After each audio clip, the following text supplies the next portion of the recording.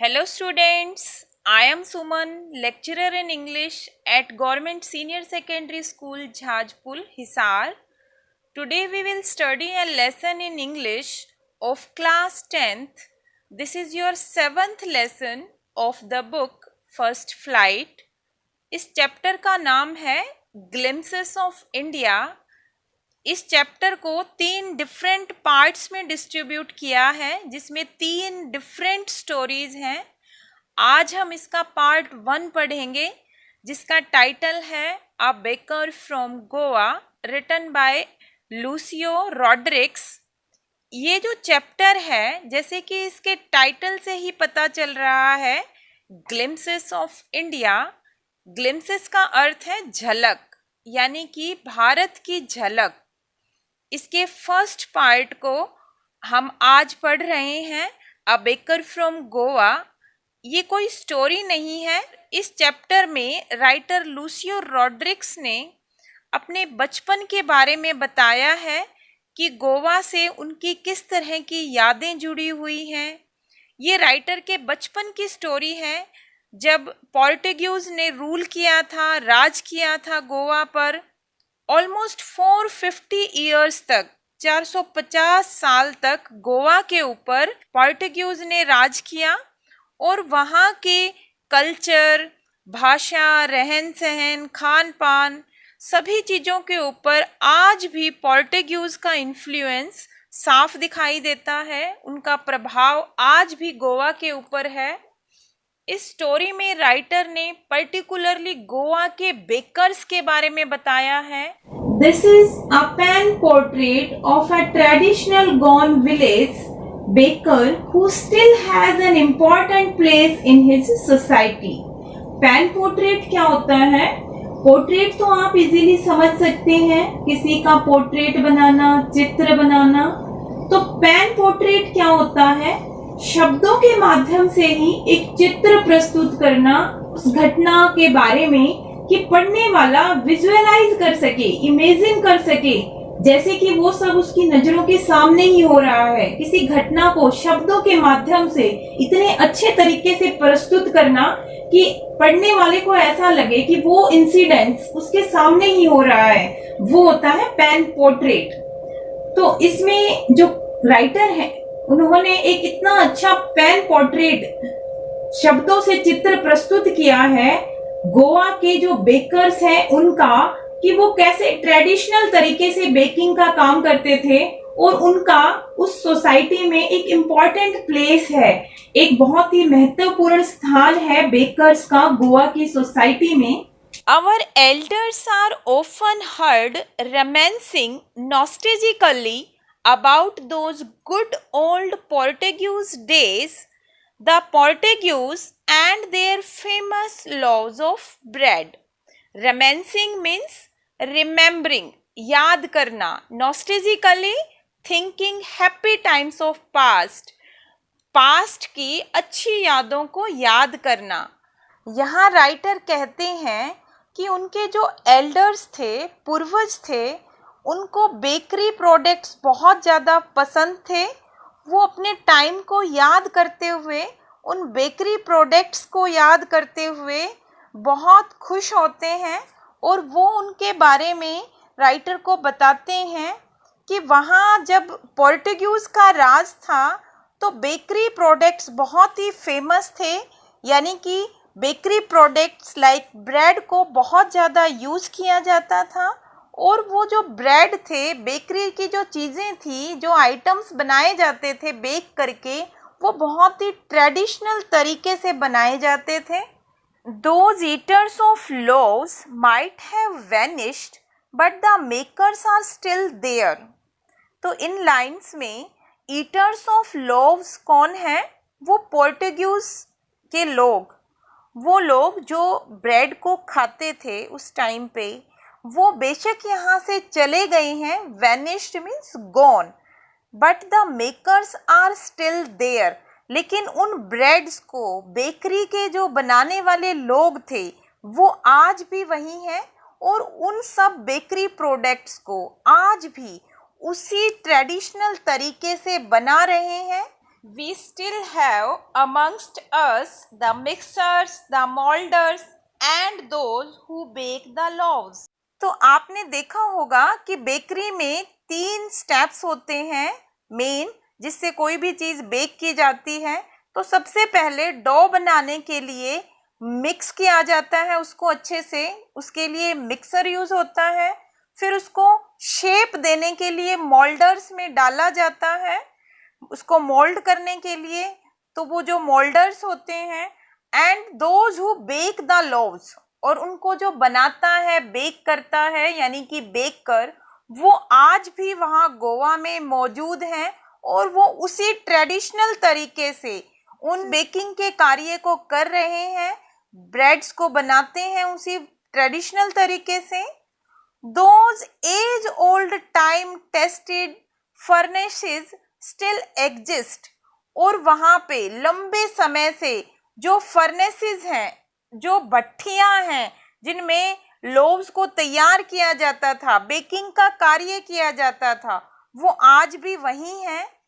The fire in the furnaces has not yet been extinguished, कि उनकी जो भट्ठियाँ हैं जिसमें बनाने के लिए वो इस्तेमाल करते थे, जिन भट्टियों का बेकिंग के कार्य में, वो आज भी उनकी आग शांत नहीं हुई है। उनकी आग जो है वो आज भी उनमें जल रही है, वो बुझी नहीं है।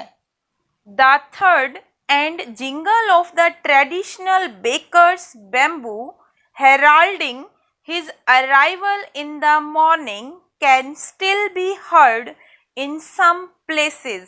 Third means क्या होता है? A dull sound, एक हल्की सी धीमी सी आवाज। जिंगल मीन्स जैसे घंटी के बजने की आवाज। Heralding means announcing. तो जो बेकर्स हैं जब सुबह सुबह अपने ब्रेड्स को बेचने के लिए आते थे, तो वो जिस तरह की एक अपनी अलग तरह की आवाज़ निकालते थे, जिससे कि लोगों को ये पता चल जाए कि बेकर्स ब्रेड बेचने के लिए उनके एरिया में आ गए हैं, वो अभी भी आवाज़ कुछ जगहों पे गोवा में सुनी जा सकती है। यानी कि वो आज भी लोग इसी तरह से अपने ब्रेड्स को बेचने के लिए गोवा में आते हैं।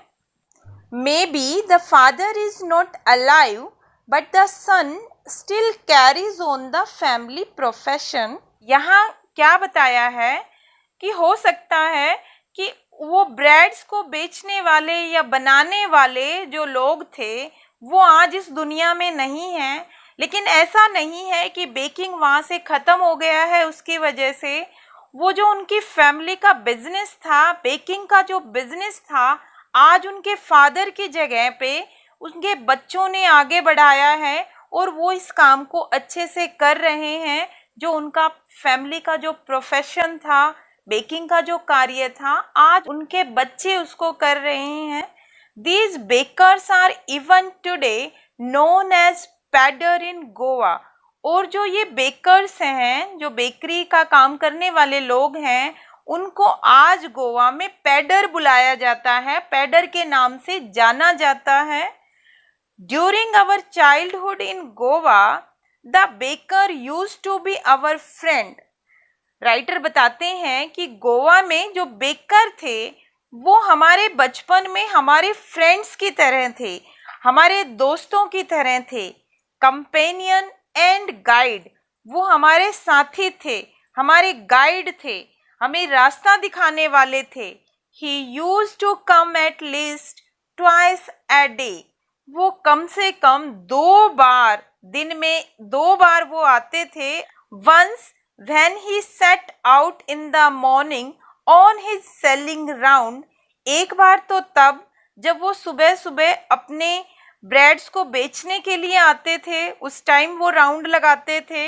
एंड देन अगेन, उसके बाद दोबारा कब आते थे? When he returned after emptying his huge basket. और जब वो पूरा अपना खाली कर चुके होते थे बास्केट को, अपने ब्रेड्स को सेल कर चुके होते थे, बेच चुके होते थे, तो फिर वो अपनी खाली बास्केट के साथ उनको वापस लौटते हुए दिखाई देते थे। बच्चों को वो एक बार तो वो भरी हुई बास्केट जब मॉर्निंग में लेके आते थे, तब दिखाई देते थे, और उसके बाद दोबारा जब वो अपनी बास्केट को खाली करके वापस अपने घर जाते थे तब फिर से बेकर्स दिखाई देते थे। The jingling third of his bamboo woke us up from sleep and we ran to meet and greet him। यहाँ राइटर कहते हैं कि जब वो छोटे थे तो जैसे ही उनको बेकर्स के आने की आवाज़ सुनाई देती थी, क्योंकि जब बेकर आता था तो वो अपने बैम्बू से एक अलग ही तरह की आवाज़ करते थे और वो उसको सुन के जाग जाते थे और उससे मिलने के लिए, उसको ग्रीट करने के लिए वो उसके पास चले जाते थे। Why was it so? Was it for the love of the loaf? Not at all। तो राइटर यहाँ कहते हैं कि ऐसा क्यों था, उस वक्त वो उसकी आवाज़ को सुन के उसके पास क्यों जाते थे। क्या ये ऐसा इसलिए था क्योंकि उनको ब्रेड बहुत ज़्यादा पसंद थे, या फिर वो जो ब्रेड बनाने वाले थे उनके साथ उनका लगाव था, प्यार था, उनसे मिलने के लिए वो इतनी सुबह सुबह जल्दी उठ जाते थे और उनको मिलने के लिए वो भाग के उनके पास चले जाते थे। नॉट एट ऑल कहते हैं वो ऐसा नहीं था कि ब्रेड की वजह से वो जाते थे, शायद उनके प्रति जो उनका प्यार था, जो बेकर्स के प्रति उनकी भावनाएं थी, उसकी वजह से ही वो सुबह सुबह उठ के उनके पास जाते थे उनसे मिलने के लिए। The loaves were bought by some Paskin or Bastin, the maid servant of the house. What we longed for were those bread bangles which we chose carefully. Sometimes it was sweet bread of special make। तो यहाँ जो पास्किन और बास्टिन words हैं ये भी Portuguese word हैं जिनका मतलब होता है मेड सर्वेंट्स, नौकरानियाँ। तो यहाँ राइटर कहते हैं कि जो ब्रेड्स हैं वो तो घर की सर्वेंट्स भी ले आती थी उनके लिए, तो वो उसके लिए सुबह सुबह उठ के भाग के बेकर्स के पास नहीं जाते थे। What we longed for were those bread bangles, बल्कि जो ब्रेड बैंगल्स वो लेके आते थे वो उसके लिए बेकर्स के पास जाते थे। ब्रेड बैंगल्स क्या होती हैं ये आप पिक्चर्स में देख के समझ सकते हैं। ये एक राउंड शेप की ब्रेड होती है जिसके बीच में होल होता है और वो बैंगल की तरह ही दिखाई देती है। ये आप आजकल जो डोनेट्स खाते हैं कुछ उस तरह की होती है, तो इसको बच्चे बहुत ज़्यादा पसंद करते थे और इसी को लेने के लिए वो सुबह सुबह उठ के बेकर्स के आने की आवाज़ सुन के उससे ब्रेड बैंगल्स लेने के लिए उसके पास चले जाते थे। और ये जो ब्रेड होती थी ये बहुत बार मीठी होती थी और इनको स्पेशली बच्चों के लिए ही बनाया जाता था। ये बच्चों को बहुत पसंद थी, इसी वजह से बच्चे बेकर्स की आवाज़ सुनते ही बेकर के पास चले जाते थे। The baker made his musical entry on the scene with the झेंग झेंग sound of his specially made bamboo stuff। तो यहाँ राइटर कहते हैं कि जो बेकर है उसका जो आने का जो एक तरीका था वो बहुत ही अलग तरह का था। उसकी जो आने की जो आवाज़ थी वो अपने बैम्बू से एक अलग तरह की आवाज़ करता हुआ आता था, झंग झंग जैसी आवाज़ वो निकालता था अपनी बैम्बू से, जिससे कि बच्चों को सुन के पता चल जाता था कि ब्रेड बेकर्स उनके यहाँ आ गए हैं, उनके घर के आसपास पहुँच चुके हैं। जैसे कि आजकल आपने देखा होगा आइसक्रीम सेलर्स एक अलग तरह की बैल बजाते हुए आते हैं, तो बच्चे आइसक्रीम लेने के लिए बाहर आ जाते हैं।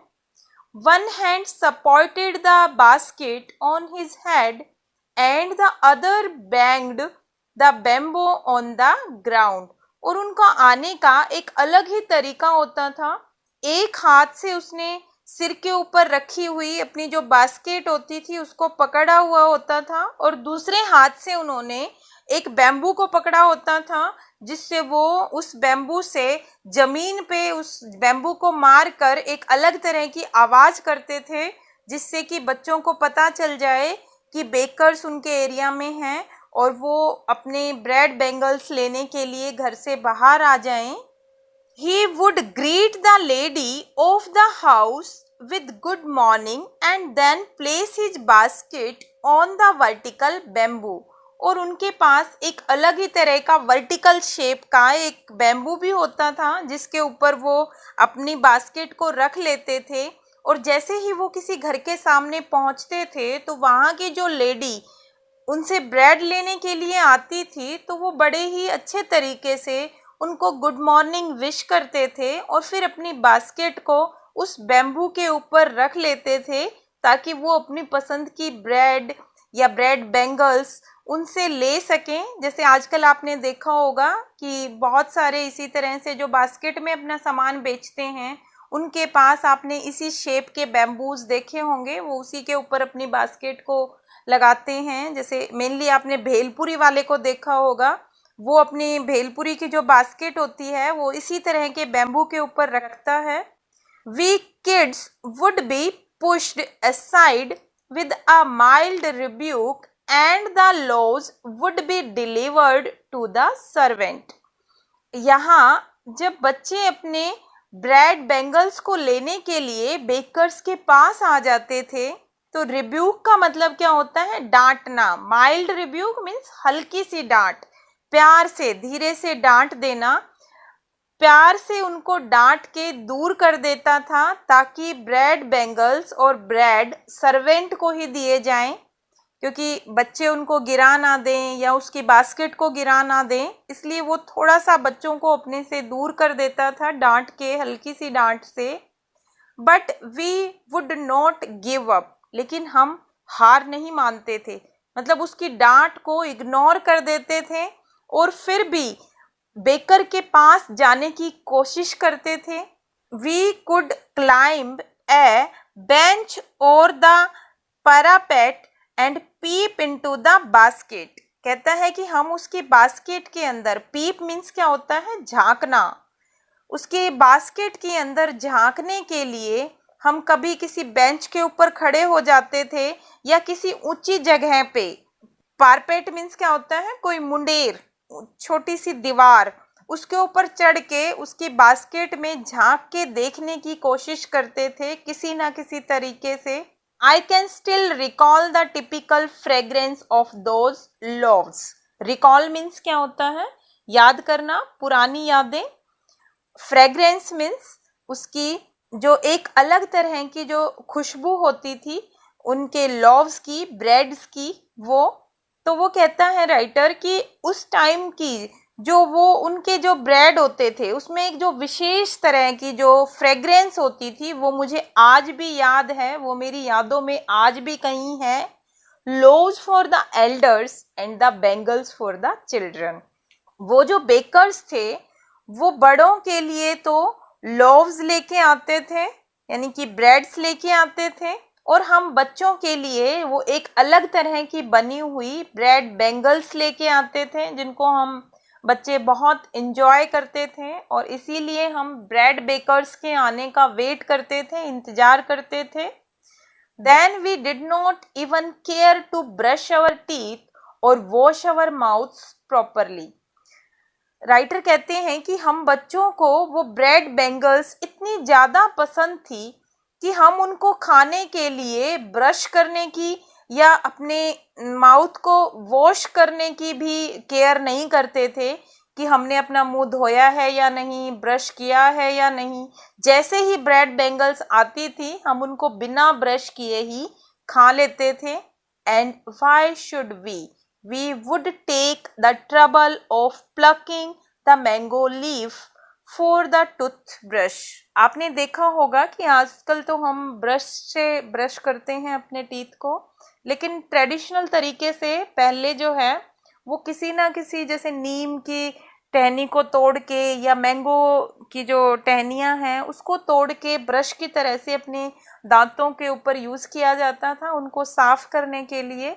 तो इस तरह से दांत साफ किए जाते थे। तो राइटर कहते हैं कि हम उन ब्रेड बैंगल्स को खाने के लिए इतना इंतज़ार नहीं कर सकते थे कि हम कोई मैंगो लीफ को तोड़ें और उसको टूथब्रश की तरह अपने दांतों पे यूज़ करें और अपने दांतों को साफ करें।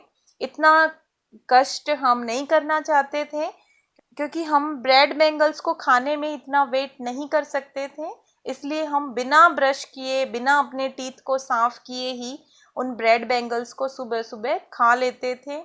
And why was it necessary at all, और कहता है कि ऐसे खाने के लिए दांतों को साफ करना नेसेसरी क्यों है, जरूरी भी क्यों है।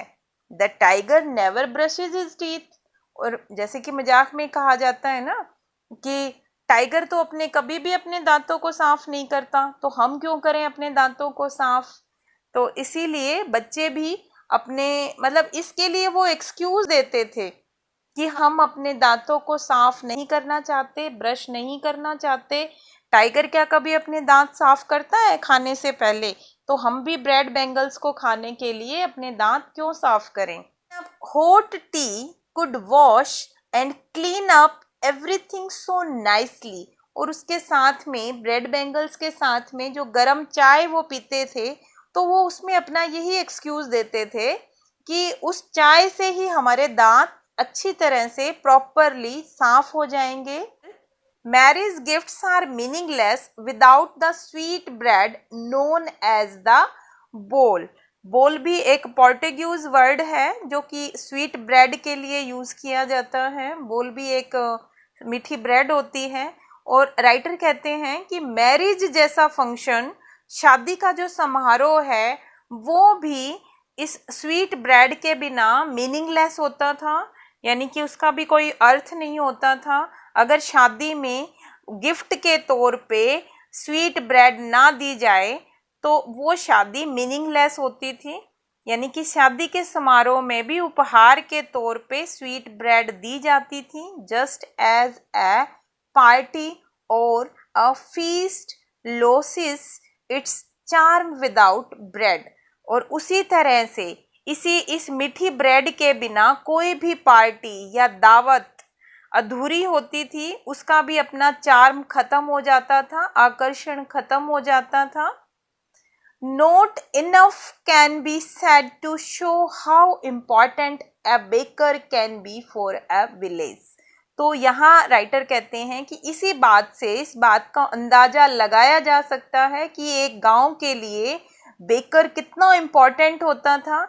ये काफ़ी है ये बताना कि जब शादी जैसा समारोह या कोई पार्टी या दावत उसके बिना अधूरी है, तो बेकर का होना वहाँ कितनी इम्पोर्टेंस रखता था, कितना ज़रूरी था गांव में। क्योंकि अगर बेकर नहीं होगा तो ये स्वीट ब्रेड नहीं बनेगी, तो वहाँ की पार्टी, शादियाँ या कोई भी समारोह कैसे पूरा होगा। इसलिए बेकर उस टाइम के गोवा के विलेजेस में बहुत इम्पोर्टेंट होता था। The lady of the house must prepare sandwiches on the occasion of her daughter's engagement. और कहता है कि किसी भी घर में अगर किसी की लड़की की एंगेजमेंट भी होती थी, यानी कि सगाई भी होती थी लड़की की, तो वहाँ की जो लेडी है, उस हाउस की जो मेन लेडी है, उसको अपने घर में सैंडविचेस जरूर बनाने होते थे। सैंडविच आपको पता है कि ब्रेड से बनते हैं, ब्रेड के बीच में कुछ वेजिटेबल्स लगा के सैंडविच बनाए जाते हैं। और एंगेजमेंट जैसे समारोह में भी, एंगेजमेंट जैसे ओकेजन पे भी वो सैंडविचेस बनाने बहुत ज़रूरी होते थे। तो इससे भी आप बेकर्स की इम्पोर्टेंस का अंदाज़ा लगा सकते हैं कि गोवा में बेकर्स कितने ज़्यादा इम्पोर्टेंट थे। Cakes and bolinhas are a must of Christmas as well as other festivals. और कहता है कि क्रिसमस या और इसी तरह के किसी भी त्योहार पे केक या बोलनिहा भी इसी तरह से बेकिंग से बनने वाली एक डिश है, वो बहुत ज़रूरी होती थी। तो thus the presence of the bakers furnace in the village is absolutely essential. तो इसीलिए गोवा के किसी भी गांव में बेकर का होना और बेकर की जो फर्नेसेस हैं, बेकर्स की जो भट्टी हैं जिनका इस्तेमाल किया जाता है बेकिंग के लिए, वो बहुत ही ज़रूरी थी, बहुत एसेंशियल थी। क्योंकि वहाँ के किसी भी फंक्शन में अगर बेकिंग से रिलेटेड कोई डिश नहीं बनाई जाती थी तो वो फंक्शन अधूरा होता था, वो अपना चार्म खो देता था, जैसे कि इस स्टेंजा में सारे यही एग्जाम्पल देके बताया है कि चाहे वो मैरिज का फंक्शन हो, चाहे इंगेजमेंट फंक्शन हो, चाहे क्रिसमस हो या कोई अदर फेस्टिवल हो, वहाँ का हर एक फेस्टिवल बेकिंग आइटम्स के बिना, बेकिंग प्रोडक्ट्स के बिना अधूरा था। तो इसीलिए गोवा के गांवों में बेकर्स की बहुत ज़्यादा इम्पोर्टेंस थी। इसीलिए वहाँ के लोग आज तक भी उन बेकर्स को मिस करते हैं, जो पूर्वज हैं वो याद करते हैं बेकर्स को कि वो किस तरह की चीज़ें बनाते थे, किस तरह की वैरायटीज़ की चीज़ें बनाते थे, अलग अलग, बड़ों के लिए अलग तरह की और बच्चों के लिए, जैसे बच्चे ज़्यादा मीठा पसंद करते हैं तो उनके लिए वो जो ब्रेड बैंगल्स बनाते थे वो अलग तरह की बनाई जाती थी और वो मीठी होती थी, बड़ों के लिए अलग चीज़ें बनाई जाती थी। इसीलिए बेकर्स गोवा में बहुत ज़्यादा इम्पॉर्टेंट थे, बहुत ज़्यादा एसेंशियल थे, उनकी बहुत ज़्यादा इज्जत थी उस टाइम में। वो लोग उनको अपना फ्रेंड समझते थे, अपने पार्टनर समझते थे, अपना गाइड समझते थे। द बेकर और bread seller of those days had a peculiar dress known as kabai. और वहाँ उस टाइम पे जो ब्रेड बनाने वाले लोग थे, जो बेकर्स थे, वो एक अलग ही तरह की पेकुलर, विशेष तरह की ड्रेस पहनते थे जिसको कबाई कहा जाता है। कबाई भी एक ये पोर्टुगीज भाषा का ही शब्द है। जो बेकर्स की जो ड्रेस थी प्रॉपर, जिसकी वजह से उसको पहचाना जा सकता था कि उस ड्रेस को पहनने हुए जो भी दिखता था तो वो पता चल जाता था कि ये बेकर है, ये बेकिंग का काम करते होंगे। और उस ड्रेस को क्या कहा जाता था? कबाई। It was a single piece long frock reaching down to the knees। और ये जो कबाई है, ये जो ड्रेस है जो पहनते थे ये ब्रेड बनाने वाले लोग, बेकर्स, वो एक अलग ही तरह की ड्रेस होती थी, सिंगल पीस ड्रेस होती थी, मतलब एक ही ड्रेस ऊपर से नीचे तक सिंगल, और वो नीज तक आती थी, उनको घुटनों तक लंबी होती थी, जैसे फ्रॉक टाइप से एक ही पीस की ड्रेस होती थी और वो घुटनों तक लंबाई की होती थी। In our childhood we saw bakers wearing a shirt and trousers which were shorter than full length ones and longer than half pants। अब राइटर कहते हैं कि उस टाइम पे तो वो कबाई पहनते थे जो कि एक फ्रॉक की तरह की नी तक लंबी सिंगल पीस की ड्रेस होती थी। लेकिन हमारे बचपन में जो बेकर्स थे वो किस तरह की ड्रेस पहनते थे? वो एक शर्ट पहनते थे। शर्ट आपको पता ही होगा जैसे आप पहनते हैं बॉयज।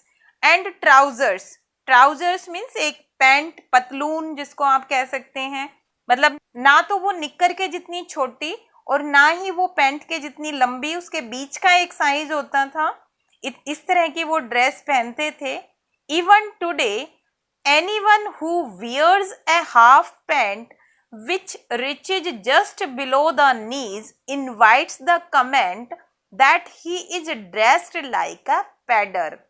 आज भी अगर कोई भी इंसान हमें उस तरह की कोई ड्रेस पहने हुए दिखाई दे जो उसके घुटनों से थोड़ा सा नीचे तक पहुंचती हो, तो उसके ऊपर आज भी ये कमेंट किया जाता है कि उसने किसी पैडर की तरह की पोशाक पहनी हुई है, कि जैसे कि जो बेकर्स जो पहनते थे वो उस तरह की ड्रेस है, कहीं ये बेकरी का काम तो नहीं करता है, इस तरह से उसके ऊपर कमेंट किया जाता है। The baker usually collected his bills at the end of the month.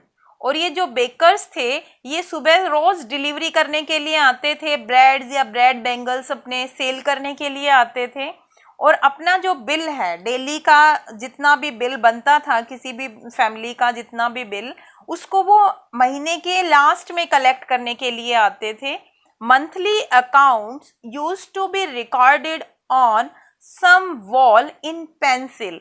और ऐसा नहीं था कि वो कोई डायरी मेंटेन करते थे या कोई वैसे प्रिंटेड बिल देते थे, वो जो सारा बिल था उसका रिकॉर्ड दीवार के ऊपर एक पेंसिल से लिख के ही रखा जाता था, कि जिस घर में वो जितनी भी डिलीवरी जिस डेट में देते थे वहाँ उसी दीवार के ऊपर वो पेंसिल से लिख लेते थे। और उसी का टोटल करके लास्ट में महीने के एंड में उन लोगों से जिस भी घर का जितना भी बिल होता था वो उस हिसाब से ही ले लेते थे। मतलब उस टाइम पे आप ये समझ सकते हैं कि लोग कितने सिंपल थे, कितनी सिंप्लिसिटी थी लोगों में, कि एक दूसरे को कोई धोखा देने वाली भावना नहीं थी कि कुछ प्रॉपर तरीके से कोई डायरी मेंटेन करनी है या कोई रिकॉर्ड मेंटेन करना है, कि कहीं ऐसा ना हो कि बाद में मतलब ये लोग हमारे को उतना ना दें जितना हमारा बिल बना है, या फिर उनको ही ये रहे कि कहीं हमारे से कुछ गलत ना ले लिया जाए। तो ऐसा कुछ नहीं था, दीवार के ऊपर ही पेंसिल से लिख देते थे और लास्ट में उसी का टोटल करके वो अपना बिल ले लेते थे। Baking was Indeed A profitable profession in, profitable means क्या होता है, फायदेमंद, फायदे का सौदा। तो ये जो बेकिंग है उस समय का एक बहुत ही फायदे वाला प्रोफेशन था। द ओल्ड डेज, पुराने दिनों में, कि उन दिनों में ऐसा नहीं था कि वो अपना रिकॉर्ड मेंटेन करते थे, अच्छे से नहीं करते थे तो कहीं उनको कोई अपने प्रोफेशन में घाटा हो जाता था, बिजनेस में कोई घाटा हो जाता था, ऐसा बिल्कुल भी नहीं था। जबकि ये तो एक प्रॉफिटेबल, मतलब एक बहुत ही फायदे का सौदा था, फायदे का बिजनेस था। The baker and his family never starved, और बेकर और उसका परिवार कभी भी भूखा नहीं मरा, भूखमरी का सामना उन लोगों को नहीं करना पड़ा कि उस प्रोफेशन में उनको फायदा ना हो, उस बिजनेस में उनको फायदा ना हो। ये बहुत ही फायदे वाला सौदा था और बेकर्स का परिवार काफी समृद्ध परिवार होता था, उसको कभी भी भूख का सामना नहीं करना पड़ा। He, his family and his servants always looked happy and prosperous. तो यहाँ राइटर कहते हैं कि बेकर या बेकर का परिवार या उसको बेकिंग में हेल्प करने वाले जो सर्वेंट्स होते थे वो हमेशा ही खुश दिखाई देते थे, वो बहुत समृद्ध होते थे, मतलब गरीब नहीं थे वो, उनकी अपनी ज़रूरतें आराम से पूरी हो जाती थी और वो अपने इस प्रोफेशन को करके, अपने इस बिजनेस को करके बहुत खुश थे। उससे जुड़े हुए जो लोग थे वो भी खुश होते थे। Their plump physique was an open testimony to this, और उनका जो गोल मटोल सा जो शरीर था, प्लम्प फिजिक क्या होता है, गोल मटोल से देखने में होते थे ये जो बेकिंग का काम करने वाले जो बेकर्स होते थे वो लोग, और उनको देख के ये अंदाजा लगाया जा सकता था, ये इस चीज का प्रमाण था कि वो समृद्ध लोग हैं, मतलब खाते पीते लोग हैं और उनको कभी भी भूखमरी का सामना नहीं करना पड़ा। And today any person with a jackfruit like physical appearance is easily compared to a baker। और आज के समय में भी अगर किसी आदमी को, अपने मोटे से आदमी को देखा हो तो उनकी बेकर्स के साथ तुलना की जाती है, उनके मोटे जैकफ्रूट मीन्स कटहल जैसे शरीर की वजह से। So this is the whole explanation of this chapter, a baker from Goa. I hope it is fruitful for you all children. Thank you. Stay home, stay safe and keep studying.